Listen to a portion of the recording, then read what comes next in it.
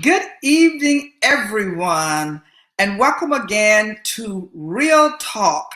Before I go any further, I want to acknowledge our distinguished leader, Bishop Clifton Jones, and our president, chairman, Suffragan Bishop Stanley Jones. I want to say thank you for your leadership and for the challenge that you have given us to have real conversation.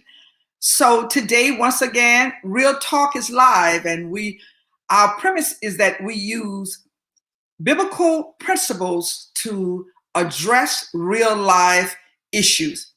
I am so excited today because this month is Women Empowerment Month, and I have with me my sisters that will come on, and we will have some conversations about where we are as women.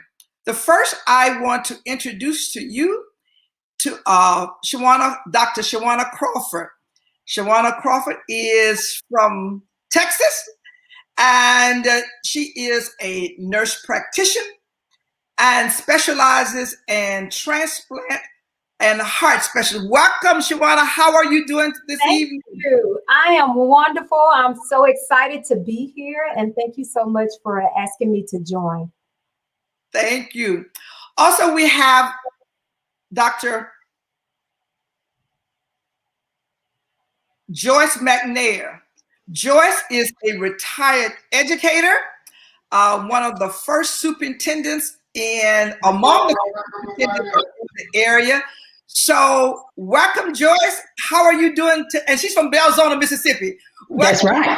How are you doing? I'm doing fine. And how are you this evening? I am elated to be here. Thank you for asking me. But I would be remiss if I did not say hello to Bishop John. I have known him a very long time, and because he is from Belzona, so that's right. And I have known him over the years, and not only as when he was in school there, or he was ahead of me, but when he was living there or grew up there, as well as when he served on a school board, and I was a school board trainer. Wow. Yeah, so your relationship goes way back. Yes, I always have to say hello to him because he is such a great person and a true spiritual leader. Yes, thank you. And our second panelist is Dr. Ida Rachel. I call her Rachel Lenore. She is originally from Shaw, Mississippi, by the way of Atlanta, now in Texas, a speech pathologist, but have worked at the State Department of Education there in Atlanta. Welcome, Ida. How are you doing this evening? I'm well. I am doing well. Thank you for inviting me on. I appreciate you. Thank you. All right. Well, ladies, we're here, and this month, as you know, is Women Empowerment Month. On the 8th of March, they have set aside now a day to recognize women and what we do. So we just want to have this conversation about where we are, what do we do, how do we evolve, or how have we evolved, and what do you see our role in the future. First, I want you to tell us something about your role, what you do on day to day, how you have evolved from one thing to where you are now. I'll start with you, Ida. Can you just have that conversation start us off? Yeah, I have been a speech language pathologist. That was my career path. But in that, I was a school administrator. Like you said, I worked for the State Department to actually write laws for special education for the state of Georgia. I've done a lot of things, had a lot of opportunities. But since the pandemic, I mean, that has just been a shakeup for everybody. And I was doing speech language pathology services online. Well, you know, schools shut down with the pandemic and things just were not anything like we had ever known. So now I'm at a point in my life where I don't stress about a lot of things. So if I can't do what the title on the door says, I'm okay with it. You know, so now I have been doing mostly inspirational. I've been doing a lot of posting, working on a podcast. I mean, come on, I never would have thought I would be doing anything remotely like that. So I've just taken what I've had and we go about it day to day. So you can find us on Facebook. We're on TikTok. We're on Instagram. We're everywhere. Anything that we can do to help people have some positivity. I mean, we get enough bad news as it is. So anything we can do to increase some positivity, that's what we do daily. And my sons and the Yorkie. So your hands are full. your hands are full. Your hands are full. Yes. Yes. Yes. So yes. tell us where you are now and what's going on in your life. Dr. Crawford. Oh, that would be me. So I'm originally from Cleveland, Mississippi. I'm in the Dallas, Texas area, but I let it be known to everyone that I'm a true Mississippi girl. Make no mistakes about it. But I've been in Dallas about 14 years. I'm trained as a nurse practitioner, and currently I have a unique position. I'm a principal medical scientist, but to lead to how I got to that, I started out as a nurse practitioner at Baylor here in Dallas with the transplant hepatology team. So with liver disease, which is a really specialized area. And like you said, my career has evolved. I never thought I would be where I am now. So I'm with a pharmaceutical company and a medical science liaison, which is my current role, is typically a healthcare consulting professional. So essentially, it's my job to be the expert in my therapeutic area of expertise. And because I came from liver disease, I work with this company's liver disease drugs. We have several. So it's essentially my job to collaborate and build relationships with key opinion leaders, such as healthcare providers, clinicians, researchers in my area of expertise. And I'll tell you this, Dr. Howes, again, it's evolved. I never thought I would be out of clinical practice because I love seeing patients. But on this scale, I'm able to affect a wide array of patients, even more so than I did in practice, because now I'm helping the providers who, like I did in the past, I'm helping the providers who see these patients, but I'm going all over the world. Literally, this job's taking me all over the world. And the best thing awesome. is it's something that I enjoy doing. I remember my mother always said, do something you love to do. So when I wake up to go to work, it's like, hey, I love what I'm doing. Oh, thank you. Awesome. Mm-hmm. Joyce, talk to us. What are you doing now? Oh, right now I'm serving as a consultant, educational consultant with administrators and teachers. I'm a trainer for School Board Association. I do training for MDE, but that evolution took a minute. I was a classroom teacher and got that way by default, I guess. I had finished school. I had not planned to be in education, but I taught for one semester and loved it. I knew that was my niche, that was my calling, and I've been there. So I came up through the system as a mathematics teacher, then principal, then curriculum person, assistant superintendent, then to superintendent. That's a position I never thought I would be, never had an interest in being that administrator, because I love the classroom, I love the children, I love seeing them grow, nurturing, seeing that light bulb come on when they're learning. But I also, when I transitioned to the administrative side, I realized it finally hit me, gee, I can help mold not only children from indirectly, but training leaders to impact education is truly important. So that's how, and I come from a long line of educators. So I don't know if it was in my blood or what, but it come from. So that's how I evolved. And after I retired, I was not satisfied. It's not having enough to do. People asked me to start consulting, and that's what I eventually did. And so that's what I do now, and mentor principals and superintendents. The question that's burning is, we have just elected our first woman vice president, the second commander-in-chief. What did that make you feel like when you heard the results? Just try to describe what kind of feeling did you have? I was waiting there patiently, would not leave the front of the TV, waiting on that last call. And when that happened, it was just like, you know how old people, the black church do, just shouted? I did a shout. It was one who was dancing across the floor and shouting, said, oh my God, we have the first African-American woman as the second in command in the United States. Who would have thought this 20 years ago? Right, right. Siobhan, so how did you feel? Well, I never imagined to see a woman when I was younger. That's not what I grew up seeing. And I know some people say, well, you're a little bit younger, but I didn't grow up seeing that. I reflect back to when we had the first African-American president, my forever president, Barack Obama. And, I was so overcome with emotion. But I remember my grandfather was living at the time. And he said, I never thought I would see the day. He was in his 90s.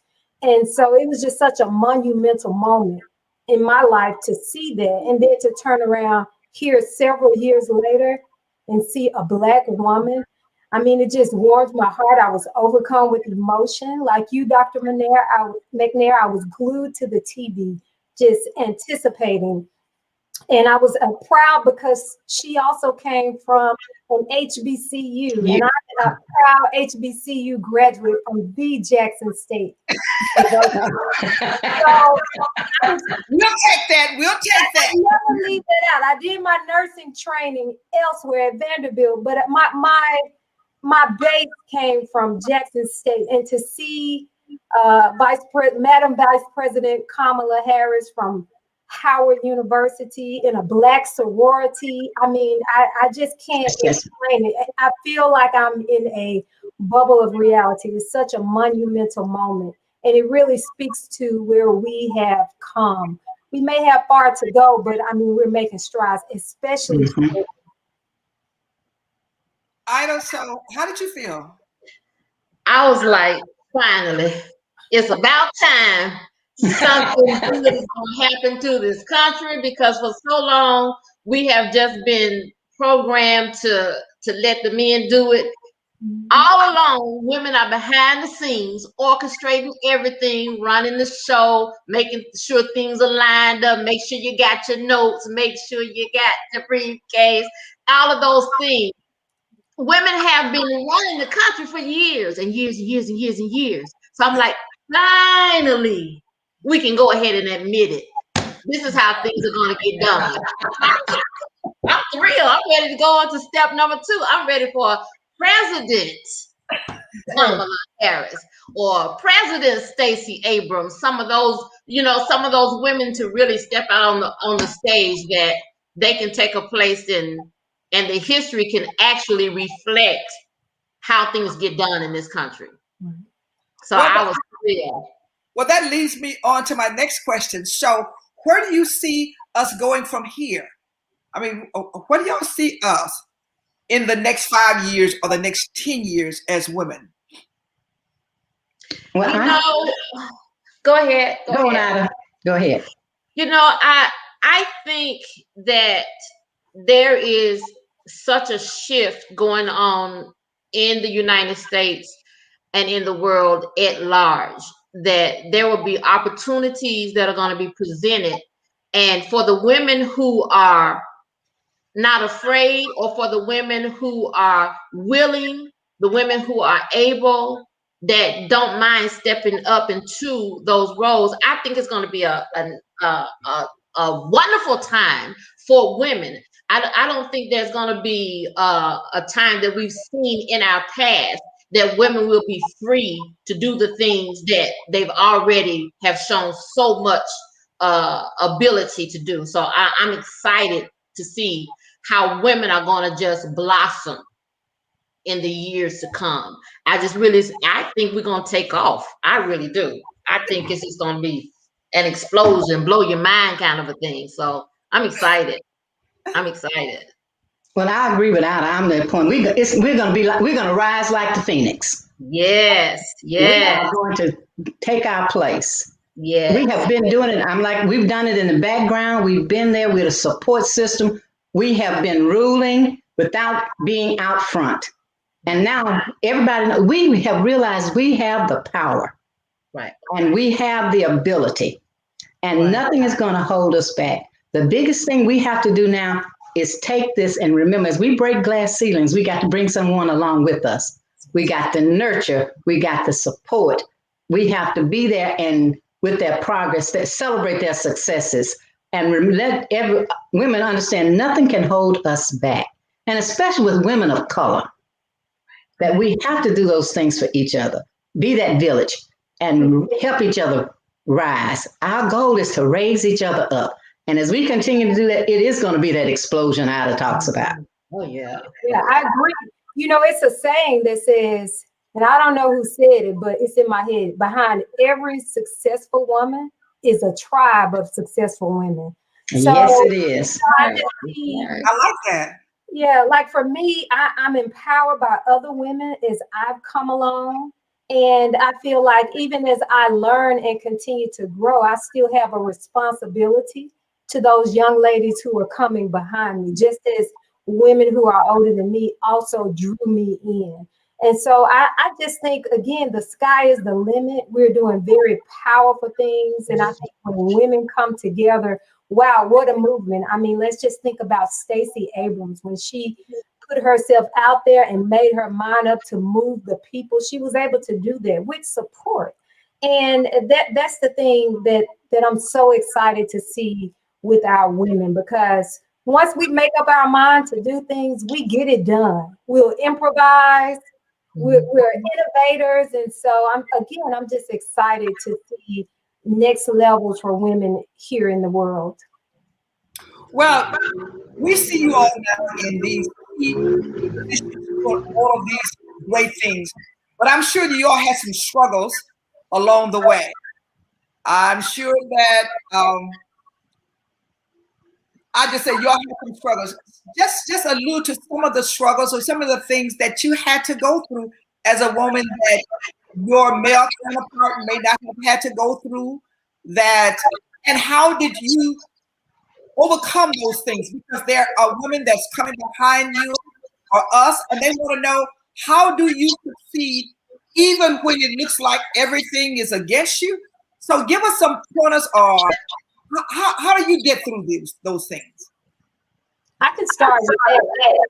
So I'll say just coming into the medical field, into healthcare, where maybe not only is it, it's more women now since the women's movement of the 1970s, but an African American woman, I had my challenges, and some of those things were with race, or being from Mississippi, the country girl, but having always to prove myself. I've always felt like that. And then also coming from an HBCU, I always like to bring that to light, to let people know that's where I came from, and look at me now. So I had that basis, just to get rid of some of that doubt. I know some of our younger Black kids, they may think, well, in HBCU, I'm not going to get the appropriate education.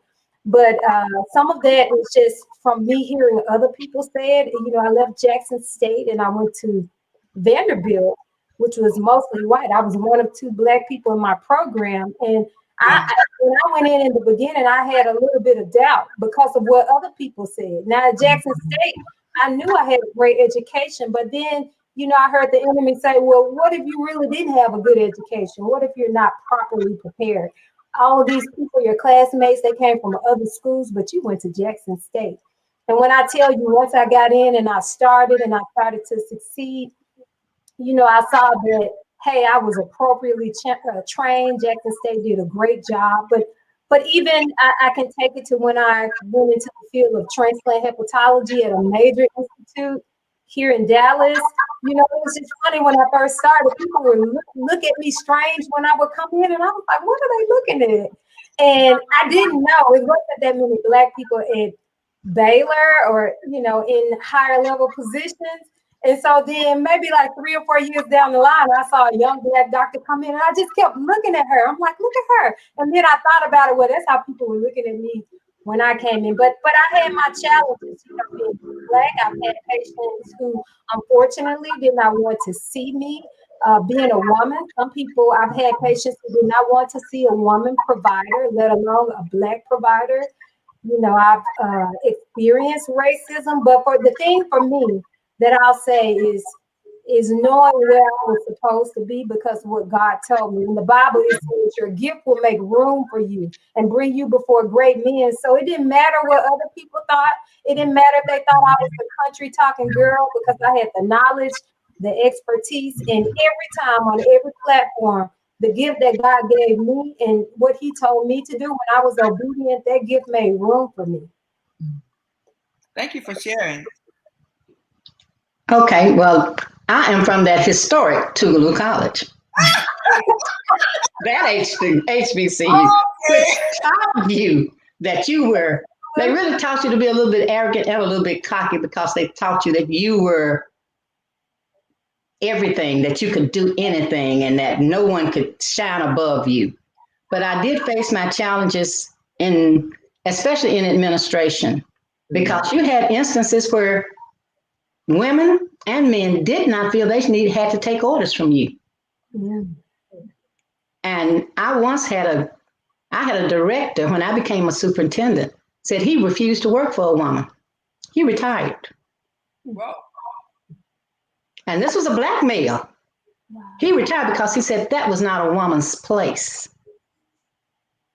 So we had those challenges. You see that, and you always, as a woman, we have to constantly prove ourselves that you're better, that you can do this job. More is expected of us. But we always give it. We bring 120% to us. And another instance I do training. I've trained nationally, mathematics nationally. I've internationally trained. I was in a school district in the northern part of the state, which is one of our predominantly white areas, schools. And I was there as the trainer for the day for their PD. I walked in that school. Nobody stopped me. Nobody said anything to me. I went to the designate. I asked where the PD was. I went to that location. I sat there. The white principal kept saying, "Oh, wonder where the facilitator is." She had walked all over me. And I turned around and told her, I said, "I'm your facilitator. I've been waiting here 15 minutes.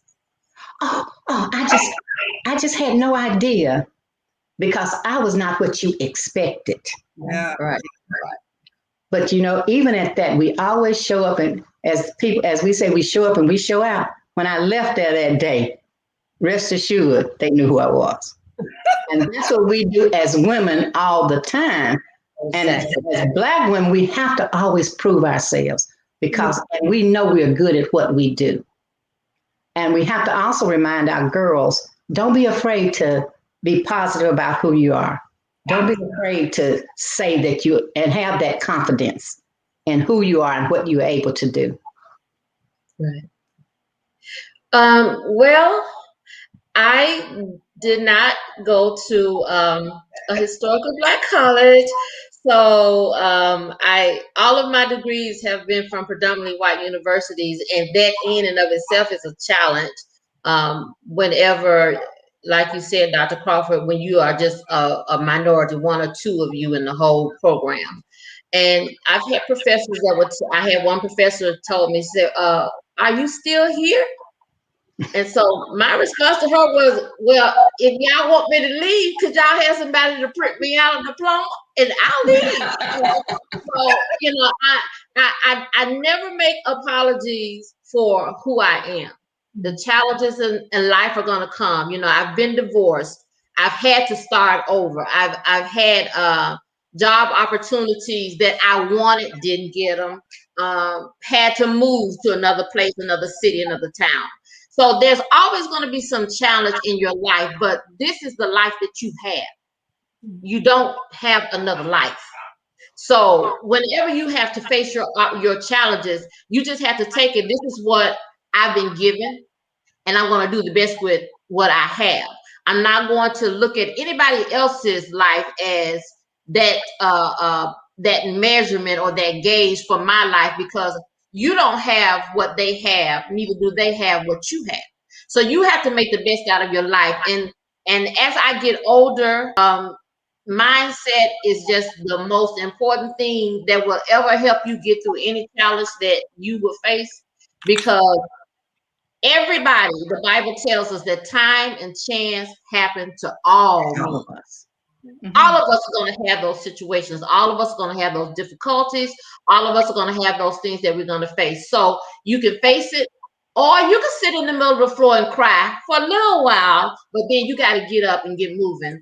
One of the things when my children were young and I got divorced, it worked out that I had to do what had to be done. And I remember asking my ex-husband, I don't know what it was. I said, can you help me out? Maybe I said, give me $50 for the boys. I don't know what it was. And his response to me was, okay, I'll do it when I get on my feet. And so as a woman, oftentimes we don't have the luxury of waiting until we get on our feet. Yeah. You gotta go on because the kids still gotta eat. You can't wear the same pair of shoes for 3 years in a row. The kids still gotta have shoes. And we don't have, even as Black women, we don't have the luxury of saying, oh, I'll do it when life is perfect. Because truth is, life may never be perfect. You may never get on the feet that you want to get on. So you just have to go ahead with what you have in front of you on that day. Make the best out of it and go from there. But you got to keep your mind right, because that perfect measuring stick, it may or may not show up. Mr. Right, he may or may not show up. That perfect job, you may or may not get it. But you got to make the best out of the life you got and keep it moving, y'all. You got to keep it moving. Out of you being real there, girl. You're actually being real. And and so many times we don't take that attitude. But God puts us where he wants us to be. I'm a believer in that. He puts us where he wants us. Sometimes he knows what's good for us. He always knows what's good for us, even if we don't. Right. And he positions us to be where he needs us to be at any point in time. Right. I agree, Dr. McNair. It's so, I made so many plans for my life, and that's not how it turned out. But then, that hindsight is 2020. When I look back, I said, look at God. He knew what to do. If it would have been my way, I would not be where I am now. I'm an A-type person. I'm a planner, and I always try to plan those things. But, you have to walk by faith and not by sight. Mm-hmm. And like I say, I can think it and I say, I'm going to do this, and that. And then God will say, nope, you're going this way. Trust me. Okay, now I'm taking you this way. You thought that was the way. And so, it may not, like I say, you can plan, but God has a plan. I'm a true testament to that. And what you said, one of my favorite scriptures, and it says, many are the plans in a man's heart, but it is the purpose of God that will prevail. So we can make as many plans, we can write as many scripts, you can get you a manifesting notebook and write it all down, and you do all of those things. But until God's purpose is revealed, the plans that you're often making, they're just that, they're plans. And make your plans, dream your big dreams, do all of those things, but you got to be open to letting God do his thing. And we never know what he has in his life. And I have to share a personal story with you. I'm a breast cancer survivor. Wow. And when I was diagnosed, my youngest was really young. And, you talk about things, you start to think the worst, but then God intervenes in your life and says something different. Right. And 2 years after my diagnosis, I changed jobs. And I said, oh my goodness, what is this? That is the path he led me on, because I left my school district, took a leave of absence to work at a project for Delta State and Mississippi Valley in mathematics. I stayed away 5 years. And when I left, I said, oh my God, I'm not sure this for me. I'm not fully recuperated. I haven't been out. And that little voice said, this is your shot. Go on, go ahead. It's going to be okay. So I know God took me in a direction. And that's how I ended up actually going heavily into administration. Wow. And just having the faith to follow that path when he opens that door for you. Right, right. And I think sometimes that we can't be so ingrained with the plan that we've written down that we can't take some of those detours. You know, everybody thinks, oh, I don't want a detour for my plan, but sometimes the best things that happen can happen on a detour because you have already mapped out which way you want to go, how long it's going to take you to get there driving this fast in this amount of traffic, and you take a detour and it opens up a whole world of opportunity that you wouldn't have done. You would not have done, um, you And know, if you had just stuck to the plan. sometimes that detour, you said traffic, for example, maybe that detour kept you from something that could have been done, Oh, yeah. you know? Yes, Exactly. Yes. Exactly. Exactly. Yes. I want to talk to you all about the uniqueness of being a woman. And I think I heard you all allude to that nobody, no one woman is the same. So our sisters need to learn how to embrace who they are and who God has made them. You know, many times the television have defined who we are or how we should look or where we should go. And so we strive for that without seeking God or seeking directions. So I want you to talk to me about the importance of being the woman you that you are.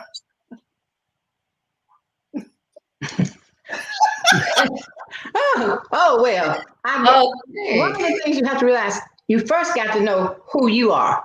Okay. You got to take a look in, you got to do a whole lot of reflecting. You have to think about, who am I? And peel back the onion, because sometimes we have a facade that we have decided this is who society wants us to be. This is who my husband or my significant other wants me to be. This is what my family wants me to be. And that may not be what you want. So you have to really just take a strong look at you and decide, is this for me? Is this what I want? To find out the authentic you. And we have to do a lot of reflecting. We have to do a lot of reading. We have to do a lot of thinking.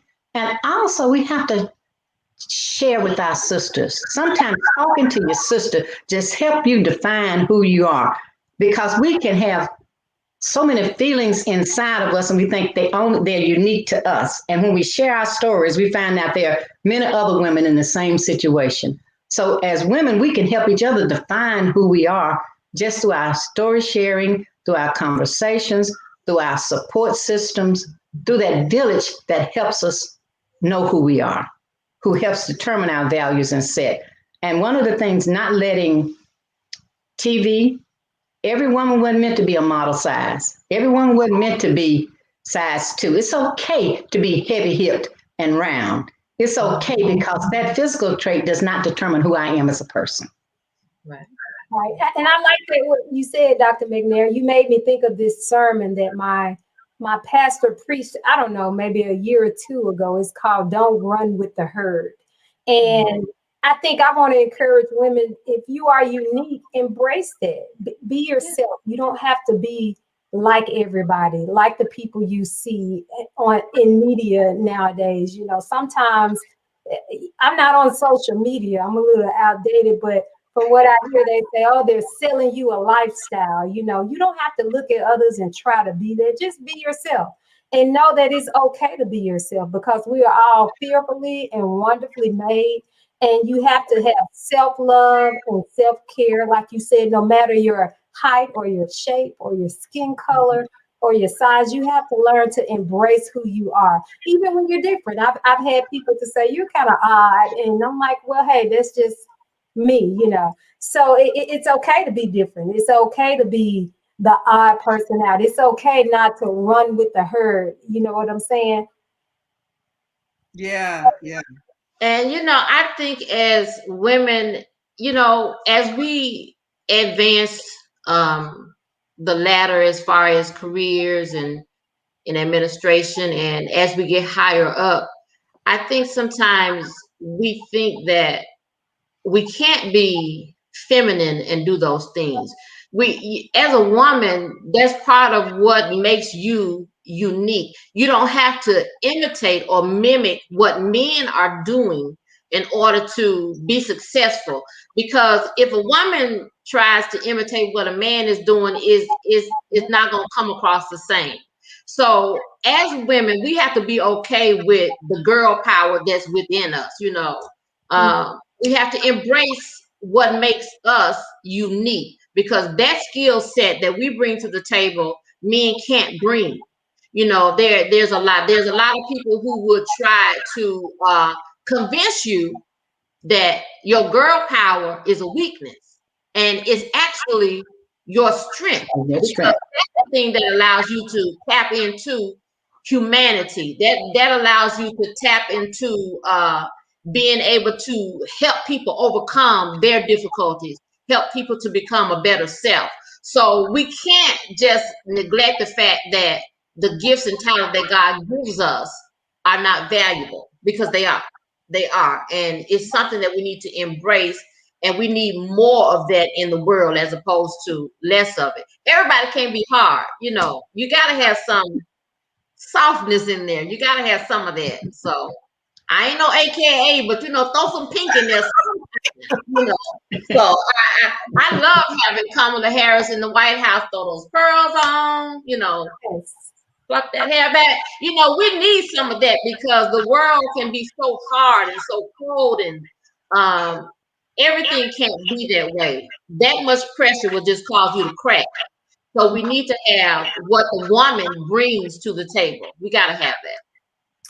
And I hear you all saying, I want to talk more about embracing each other and celebrating each other, because so many times we, as women, when a woman begins to go up the ladder, she's torn down. She has to fight not only one group, but she's having to fight even among her sisters, because they are saying, well, how did she get that? Well, she must have slept with the boss. So, you're having to go through a lot. So talk to me about how can we embrace each other? How can we embrace our sisters, and to bring a bond of sisterhood, not just for folks idle that are members of a sorority or an organization, but just women, period. We've got to see ourselves in the same way men see themselves.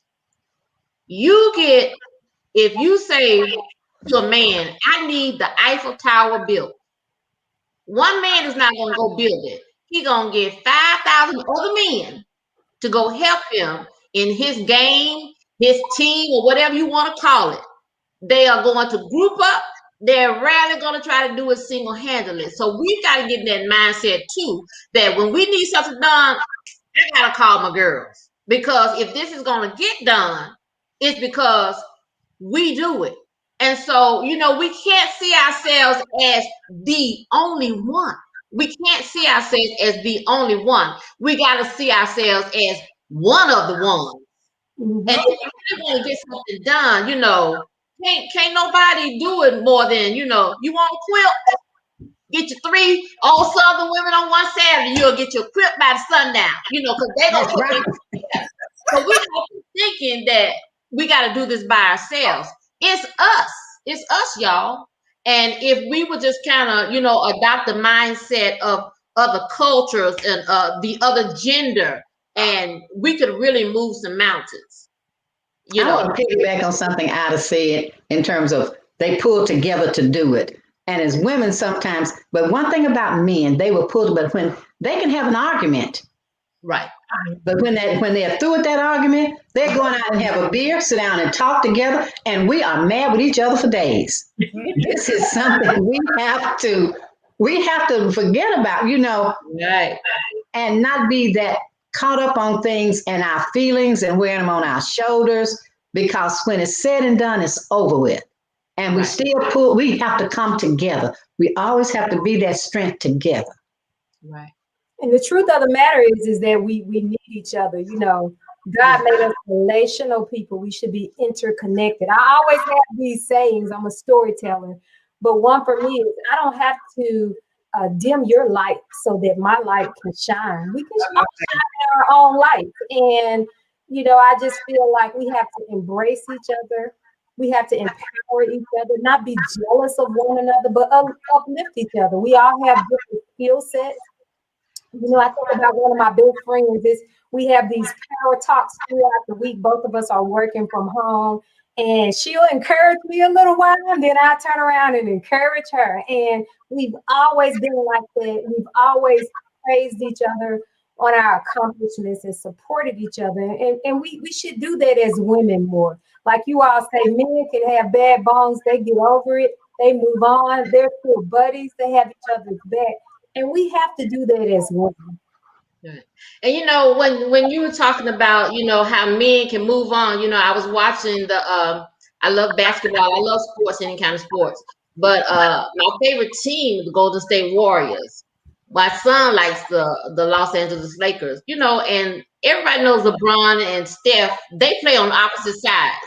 But when you saw the two of them at that All-Star game, you would have thought they were just all one big happy family. They in the All-Star game one weekend in the middle of the season, and I got to go right back to being your opponent.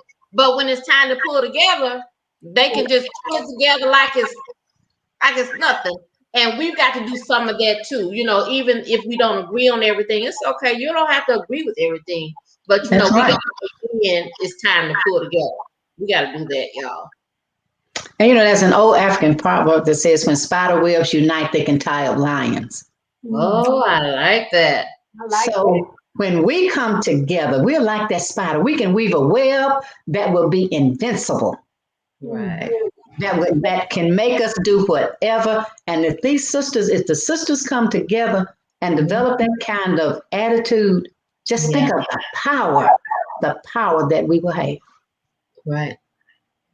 Ida, earlier you mentioned that some of the privileges that men have, we don't have that. We can't say, I can wait until tomorrow. Right. Tomorrow is right now. Right. So how do we juggle all of this and still keep our sanity? Talk to our sisters now. Yeah. You know, it is not easy to hold it together. And sometimes you give the appearance that things are together when they're actually not. But one of the things that I have learned is you can't be so hard on yourself. You got to stop being so hard on you, because in reality, you are much harder on yourself than anybody else is. I was listening, it might have been Judge Judy or somebody, and the two people that were there, they were arguing about something that happened 10 or 15 years ago. And Judge Judy was like, well, you know, what does that have to do with today's case? You know, she said, don't start me back from way back then. Let's talk about what we can do right now when those children are sitting in front of you, when this month's light bill needs to be paid. And so many times we want to take a big chunk out of life. You want to take a big chunk out of life, when in actuality, all you got to do is take this one day that you have right here. Let's go ahead and do what needs to be done for this day. You're making plans for 5 years down the road, and you haven't even done what's on the list for Tuesday. Can you at least get through Tuesday? Let's go through Tuesday. And so when I begin to face my difficulties, because you know, when you're starting out in life, you know, people look at you, oh, she's the golden child, and so much promise and things that she's going to accomplish. She'll be this by the time she's 25, by 35, she'll be this, by 45, she'll be, and you have so much in front of you, but you're living your life too far in advance. And it's good to make a strategic long-term plan. That's good when you're planning a city. That's good. You need to make a strategic long-term plan. But when it comes down to your life, you got to take this day that's right in front of you. If you want to go to school, let's take this semester. Let's take this class this semester. And then we'll go ahead and start thinking about the next semester. If you could just give yourself some grace, if you could give yourself some leeway, if you could give yourself some understanding, that same grace and understanding that you give to everybody else, can you give yourself some of that? Can you be okay with you not doing everything perfectly? And that has been something, as you know, dealing with difficulties, you got to realize It's okay. I praise God because I got to the point of my life. I told the boys, okay, y'all go on and get dressed and just put 2 socks on. I don't care if they the same color socks. I don't care if they one church sock, one basketball sock. They just put 2 socks on. We gotta go. You gotta be okay with life being what life is. It's just life. You gotta live it. How many people gonna check to see what color your socks are? Put them socks on. Let's go. We got things to do. So you gotta really. I have to tell you, I love it. I love it. Who cares if your lipstick pink or your lipstick red? Girl, come on. Breathe it. I love it. And you know what? And this is the story. This is the story we need to say to each other all the time. We are too hard on ourselves. Yeah. And this causing us all of this depression and anxiety and just physical and emotional stress. Yes. That we are losing it because we're not doing what you say do. Sometimes we just got to let it go. It's not all that important that we get so stressed out about it. And we know as women juggling family, if you have family, juggling jobs, juggling whatever, you still have to put it in perspective. Yes. And learn to let it go. Girl, you have said a mouthful. Let that stuff go, y'all. I don't remember what I did 3 weeks ago, let alone my 30th class graduate. I don't remember. Half of y'all name that's in this class. I don't know what we did. I'm sorry about messed up. It's okay. It's okay. It's okay. It's okay. And when we start to say, let other women know, it's okay to mess up. Okay. It's okay not to have it done. It's okay. When I was younger, I thought my house had to be in order. I thought I had to have a meal done every day. I had to have homemade cookies and milk when my kids came home from school. Those are things I thought. Now I realized that was not important. It was just not important in the big scheme of things. What I wanted with my family, have quality time with my children, not be Susie Homemaker. Right. And we haven't. I'm just evolving into that because that's been me. I need everything in my house perfect. I need to get it done. I'm a go-getter at work. But I'll say in the last few years, I just had to realize that everything is not going to be perfect. And that I have to take time for myself. I found myself working so hard that I didn't take time for myself. My current director, he often teases me. He would say, would you ever tell me if you're overwhelmed? You take on so much. I'm like, of course I would. He said, no, you won't. But, I have learned that things like vacations are important, self-care, love yourself, do something fun. Yes. I'm not a mom yet, but, I tell my friends who are mothers, you have your kids, you have your husbands, but sometimes you have to focus on you. Let's go get a manicure, girl. Let's go.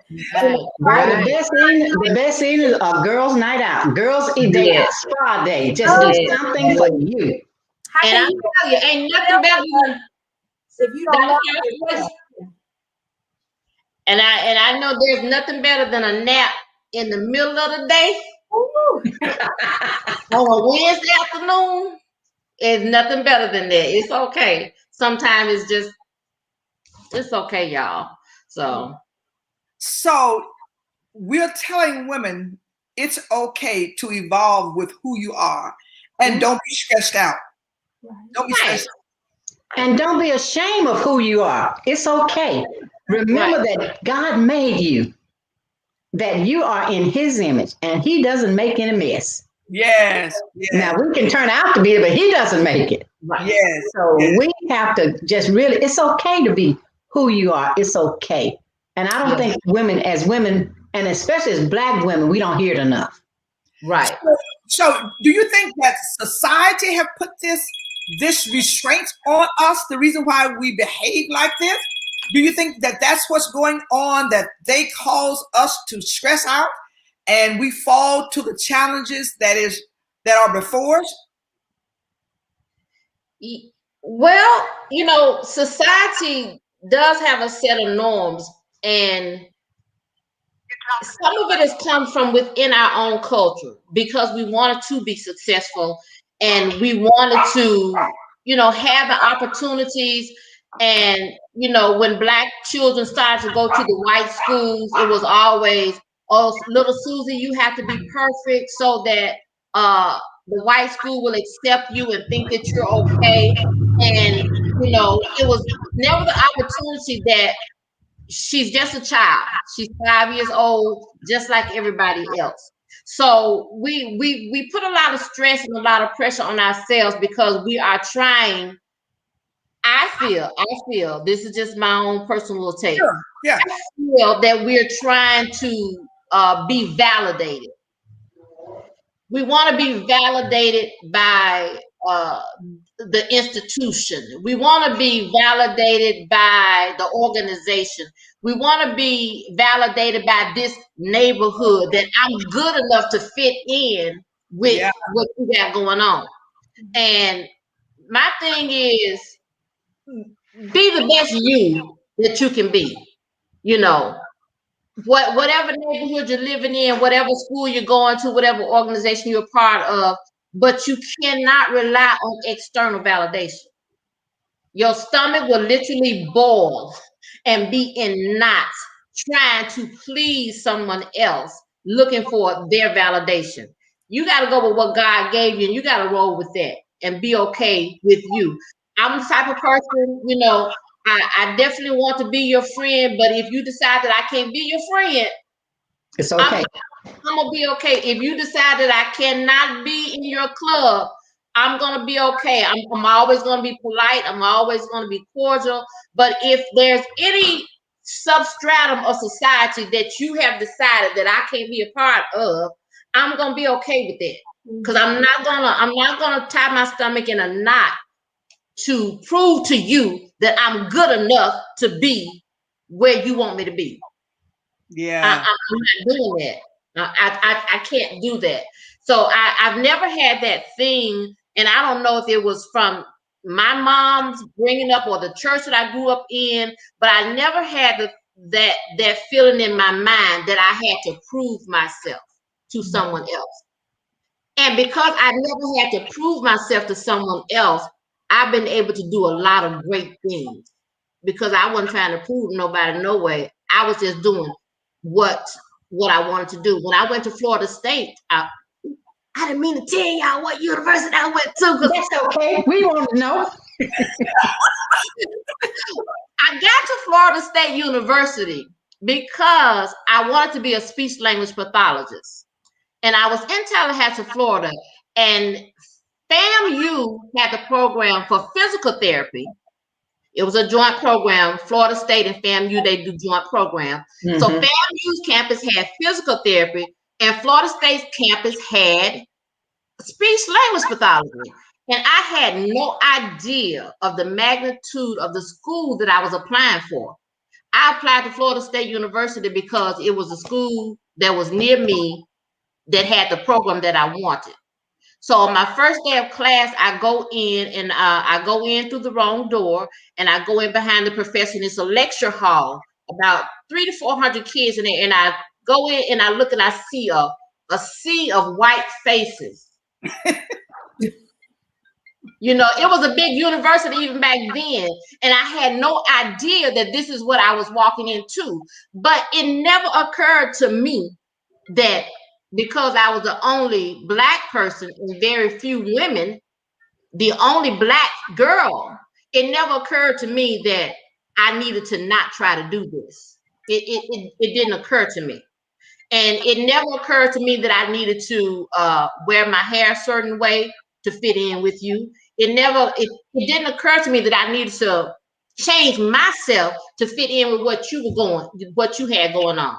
Because I'm like, you know, I'm from the Pentecostal church. We clap, we fall out on the floor. If you don't like falling out on the floor, you know, go to a different church. Don't tell me I can't fall out on the floor. Don't try to make me not fall out on the floor because you don't fall out on the floor. Don't do that. So, you know, you got to be yourself and not, you know, that limitation that we have, Dr. Housey, is oftentimes in our own mind. Yeah. Yes. That's where it is right there. You are keeping you from doing what you need to do. So you got to stop stopping yourself. If it's something that you feel that God has gifted you with, that you have an ability or a talent or a skill to do, don't let somebody else tell you it's not the thing for you to do because you're not white, you're not male, you're not this, you're not that, or the other. What's gonna hurt but to try? Don't do it. You can do it if it's your thing, do it. But that's where we are. Society is hard on us, but like Dr. McNair says, as Black women, we are really hard on we are hard on us. Mm-hmm. So we've got to kind of rethink that thing and be okay with, I'm telling me no ain't nothing but a thing, because somebody's gonna tell. I'm gonna ask the question and no, somebody's gonna say yes. So hearing no, I've heard no so many times, it don't bother me. So and you keep going till you get a yes. Keep going, and you don't get defeated because somebody tells you no. Exactly. Because you can be a part of their club, but you keep going, and eventually you're gonna find where you fit in. Eventually, like that. And that's the lesson we're going to have to teach our girls, that they are so busy now trying to fit in till they are losing their own identity and not knowing who they are. And media has just made them want to do, just taking them out of the little girls and I know we can't go back in time, but that was that structure in the Black church and the family that guided you, that gave you that foundation. Yeah. That's still with us today, how that confidence, that security, the things you needed, that was always that. I always go back to this village. Because this village is who makes us who we are. That village has always been there for us. And I was in Shaw, Mississippi today. I was in your village today. But that just, so we have a monumental task of helping our girls and women redefine their roles. Because we're not there anymore. We're not what we used to be. We're evolving. And as we redefine this role, just think about what we can accomplish professionally as well as with family and friendships and everything else. Yeah. So I'm hearing you all say that it doesn't matter where I come from. It doesn't matter what side of the track I was born on. It doesn't matter what I did not have. That if I'm destined to be that, if I find my uniqueness, if I acknowledge him in all my ways, you're saying that as women, we can succeed and we can do it. Okay. Yes. Absolutely. Oh, yeah.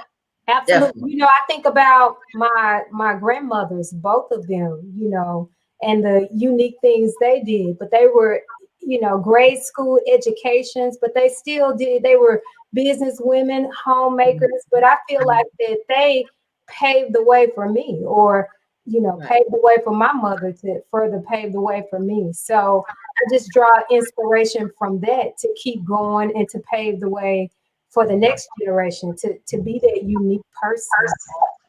Right. One thing I saw with the Kamala Harris, that they showed her relationship with her sisters, those that she went to Howard University, that she never forgot where she came from. And I think that is so important, that we don't forget, that we go back and we pick up a sister, or we help her, that we have empathy for her, and we kind of carry them along until they can walk on their own. Yeah. And I think that is so important. We mentor, we become support systems. To mentor and bring a sister along. And I know in the field of education, and Linda, you're well aware of this, it was a hard fight to get women into major leadership roles. Yes. And I know that you have done this, and I have, along with other educators, we have groomed other young women to be administrators. And we got to continue to do that in every profession and help them understand what it is that they want to be, and to let them know that the doors are open and we are here for you. Yeah. Yes. And I heard you, Ms. Crawford, Dr. Crawford, you were saying that sometimes you go and the patient looks at you and say, they don't want the woman.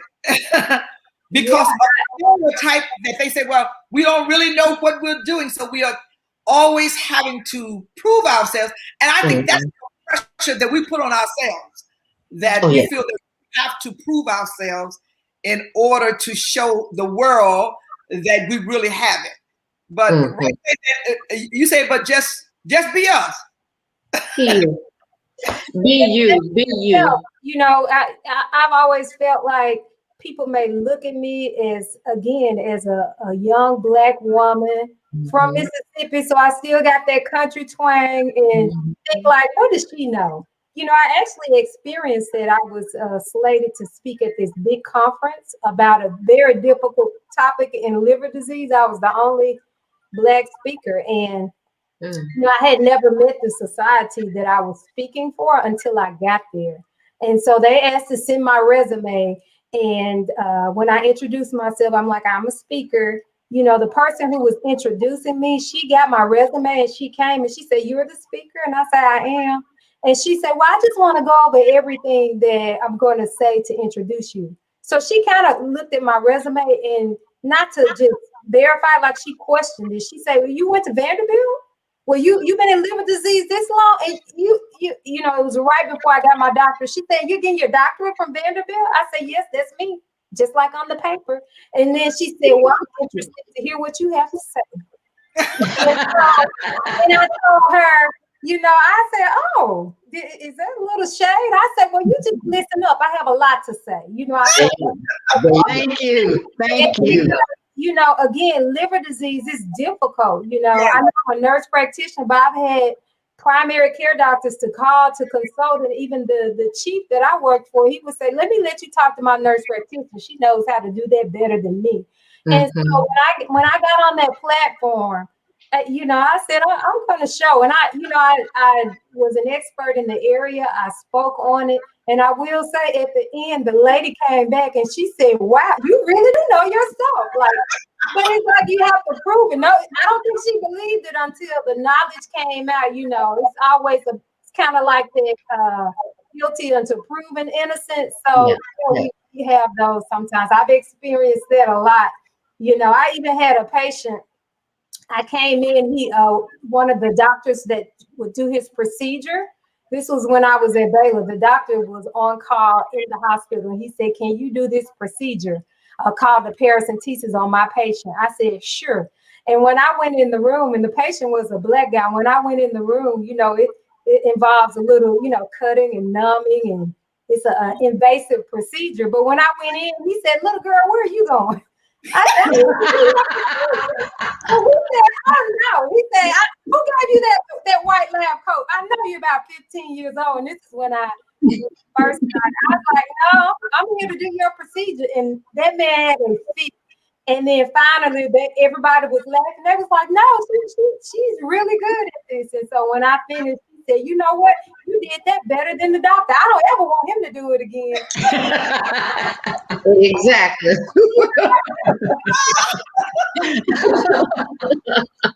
Yeah.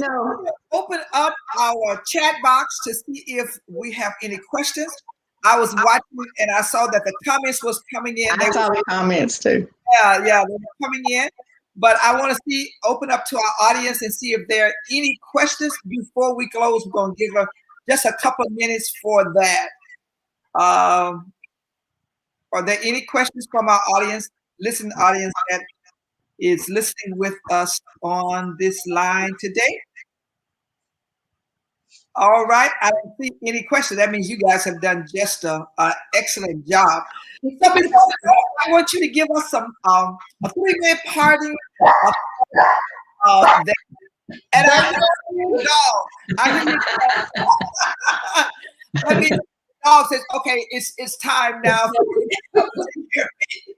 But before we go, I want you to give us some parting thoughts of something that a woman that's listening to this conversation this evening can take and will inspire them.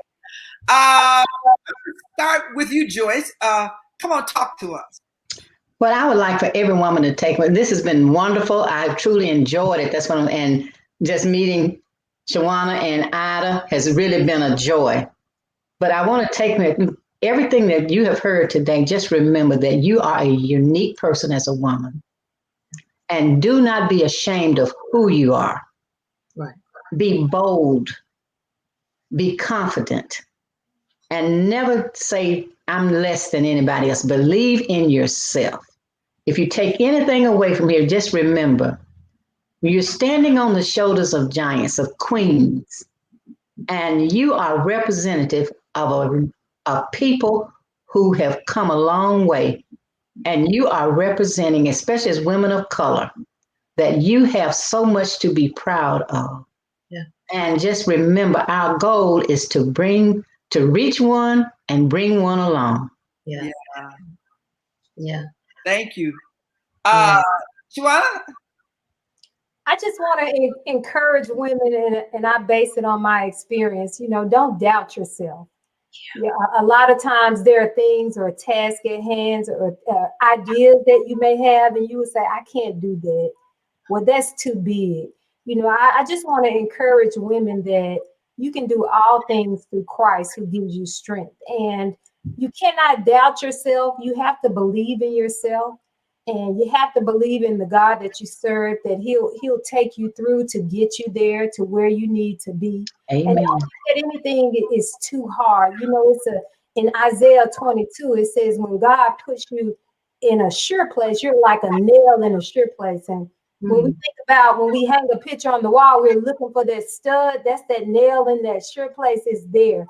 So, be confident in who you are and be confident with where you're going. And don't be afraid to be the only person in the room that's like you. It's been I told you I went to an HBCU, but when I went to Vanderbilt and my experiences at Baylor and even in my job now, we're only 5% Black. So I'm not the most common person in the room, but I'm confident and I know that I'm supposed to be there. So just be sure of yourself. Don't doubt yourself. And conquer, divide and conquer. You can do it. That's what I want to tell all the women today. Yeah. Thank you. Ida? And I think as women, we've got to be okay with ourselves, be okay when things have to change, be okay when things are not perfect. Always try to be the best you that you can be. I was reading a book recently, and it said always do the best that you can do. So when you've done the best that you can do, be okay with doing the best that you can do, not somebody else's best, not what the best has been expected, but be the best that you can do, that you can be. And when you walk, always make sure you remember this: you own every piece of land that's under your feet. Can't nobody else occupy that except for you. So you need to walk it, baby. So everywhere that I put my feet, that belongs to me. Even if it ain't but for a brief moment, it's mine. And so you gotta be okay with you. And don't be a shrieking violet. Be you. Because it's only one of those. And we really, really need you. We really need you to be successful. We need your success in the overall picture of all the successes of all the other women that have gone on in the world. So we need you. So do your thing, girl. Yeah, we're right here for you. Yes. Yes. Oh, this has been a joy. This has been totally a joy. So I want to say thank you. Thank you. I'm leaving here totally inspired to go forth. I'm leaving here totally empowered. And I know every girl, every woman that have listened to this conversation know that we can do everything that we have been destined to do. And Rachel, I'm going to take that everywhere I step my feet. That land, even if it's it belongs to me. It's mine. If it's under my feet, that's mine, honey. That's mine. So once again, thank you all. Thank you. Thank you all. Thank you. And the blessings of God. And I want to thank our listening audience for being there and for your comments. I hope that, I know something that was said today have inspired them to go forth. And so we're going to be the best a person, and our empowerment, I want to say, as we close, is just not for 1 month. Even though they're saying for March or the 8th of March that this Women Empowerment Month, but no, we are empowered every day. Yes. We are empowered every day to do everything we have been told, everything we've been everything. So we wake up every morning. Good morning, Holy Spirit. You're going to help us to do what we were called to do today. So once again, thank you for being a part of our conversation on today. The blessings of God be with you all. Thank you. Thank you so much, guys.